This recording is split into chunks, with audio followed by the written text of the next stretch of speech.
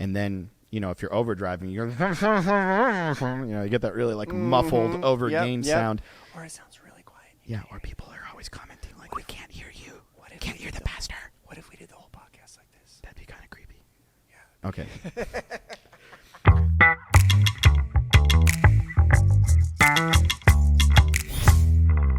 Now, this is technically not the question you put on. Okay. That we may get to later. Yeah, whatever. Okay.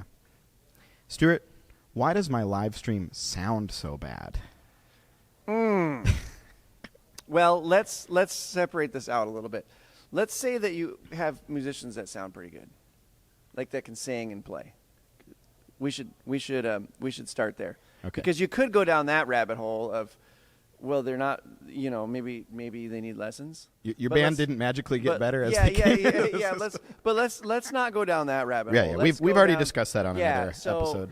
Okay, so for example, if your system is not optimal, let's say the speakers are in the wrong spot. Yeah. Let's say whoever installed them, the tuning maybe wasn't the greatest. Or maybe you don't even have an audio processor. Yeah, maybe there's no audio processor involved. Let's just pretend for a minute that your sound system on its own sounds bad. Sure. Okay, so let's say I'm trying to play guitar and sing into a mic, and you're, as a sound guy, trying to make my voice and my guitar sound like something usable. I see where you're going.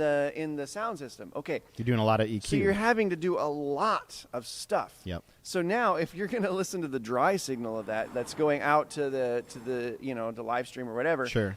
Of course that's not going to sound very good because you had to do a lot of drastic stuff. Versus let's just take this microphone right here is going directly into the camera. Yeah, we don't have to do any There's EQ nothing. on it. There's no sound system. There's nothing going on right now. Yep. So we've taken that out of the equation. So my voice should sound like my voice because I'm using an SM7B, a nice microphone, going right into the camera. That's a lot different than if this microphone was going through a sound system and then that sound system was going into the camera. Yeah. If that makes any sense. Sure. Sometimes we refer to that in this industry as EQing the channel for the system, and that's always a product of a poorly tuned system. Because there's actually this reality. If you've never experienced it, it's a bummer. Because the reality is, if you have a properly tuned sound system in your room, you should be able to throw any decent mic, turn it up, and it should sound pretty good without any work needing to be done on it. Yeah. Or minimal work. Yeah. And so when, like you're describing, when you're having to EQ to the room on the actual physical channel, no matter how you get to your live stream, because there's always this debate, do I take a matrix feed off the mains? Do I create my own aux mix? And honestly, we've seen fine results with all of those. Mm-hmm. But the reality is all of those systems are still reliant on that main channel. They're still pulling from the input, whatever the microphone is. Correct. Another really common thing that I've seen, at least, something we seem to troubleshoot a lot, is getting your levels correct. Yes. And that's something that you need to look into the manuals of your equipment. So, for instance, you need to know what input level your live stream encoder wants. Mm-hmm. That's really important because as much as we would love there to be an industry standard, and yeah, no doubt when you get into the broadcast industry, there is a standard, but there's even discrepancies between different companies. And so I think, like, if you know your live stream encoder really likes to live around -6 input level, then you need to make sure that whatever your mix bus or matrix or whatever's feeding that is hitting in that area. A common issue we're seeing is people are overdriving or underdriving their live stream encoder. And then, if you're overdriving, you get that really muffled, overgained sound. Or it sounds really quiet. Yeah, or people are always commenting we can't hear you. Can't hear the pastor. What if we did the whole podcast like this? That'd be kind of creepy. Yeah. Okay. But you see how, even hopefully, as you were listening to that, those two things make you feel weird.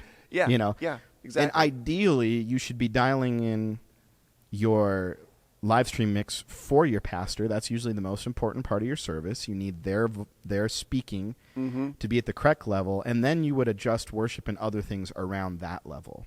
So that's the other thing I would say is set your level for your ideal preaching, and then I would recommend if your worship band is too loud, that's a situation where you're going to probably want to run it through a mix bus so that you can bring those levels down without affecting the main mix in the house.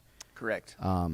People try to overcomplicate it. Yeah. That seems to be, we do a lot of optimizations in churches, and we'll meet up with the tech director, and you got to give some of these guys a little bit of a break, because a lot of times they're doing it all. Yeah. And they don't really, outside of like YouTube, they don't really have a whole lot of like people helping them out. Right. So it's kind of like, you're walking in somebody else's kitchen, and they're like, well, yeah, I've done this, and I've rerouted this, and then I split this, and then I made this cable, and then I ran it over here, and then it's under here, and then I got this audio interface, and then we put it over here.